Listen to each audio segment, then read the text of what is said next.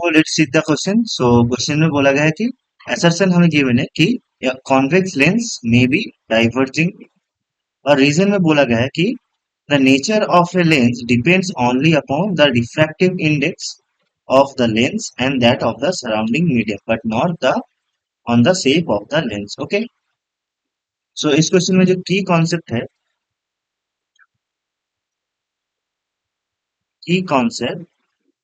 that is the focal length of a lens 1 by a.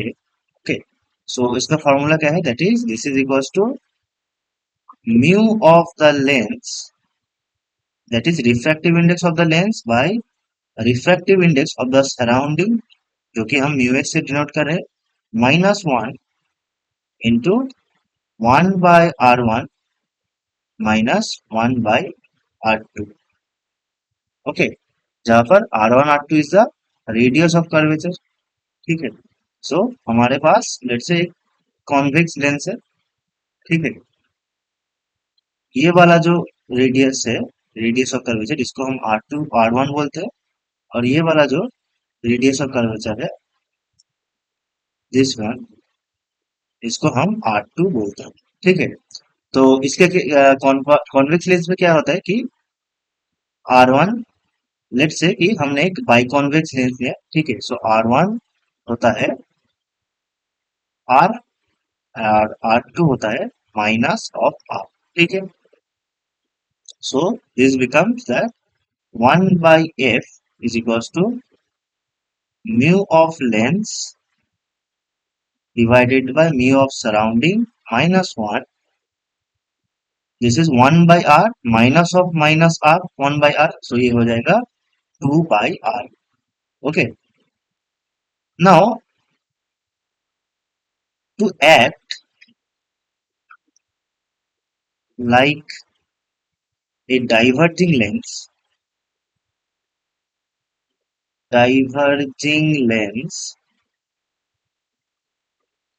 focal length less than 0 होना चाहिए। ठीक है, और इधर से focal length must be negative. तो नेगेटिव कब होगा, ये वाला जो पार्ट है ये तो पॉजिटिव ही होगा। Okay, that means mu of the lens, that is refractive index of the lens by refractive index of the surrounding -1 must be less than 0। ठीक, तो यहां से हम कह सकते हैं कि mu of the lens should be less than mu of the surrounding। ठीक है, तो this is the condition when a convex lens will act like diverging lens। Okay, normally convex lens act like a converging lens। Okay, but if the surrounding refractive index is greater than the refractive index of the lens, तो उस case में क्या होगा कि convex lens भी diverging lens की तरफ act करेगा। ठीक है, सो हमारा assertion सही हो गया।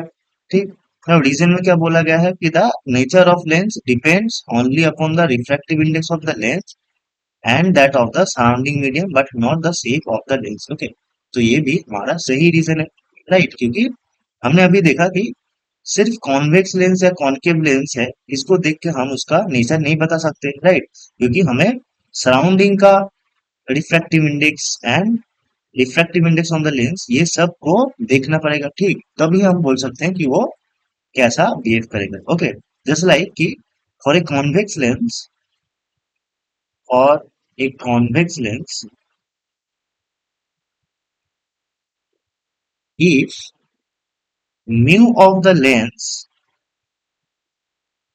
refractive index of the lens is less than refractive index of the surrounding, तब वो डाइवर्जिंग लेंस के रूप में काम करेगा ना, diverging. Okay, if mu of the lens is greater than mu of the surrounding, तो वो कॉन्वेक्स लेंस कॉन्वर्जिंग लेंस के रूप में एक्ट करेगा, कॉन्वर्जिंग। ओके, ठीक वैसे ही अगर हम कॉनकेव लेंस का जो रिफ्रैक्टिव इंडेक्स है वो सराउंडिंग के रिफ्रैक्टिव इंडेक्स से कम होगा, तो वो भी कॉन्वर्जिंग लेंस के रूप में एक्ट करेगा।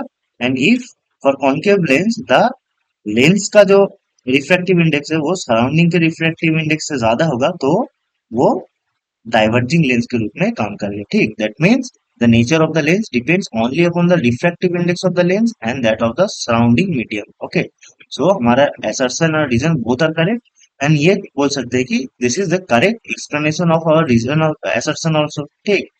सो both assertion and reason are true, and the reason is the correct explanation of assertion. Okay, so option number A is our correct answer.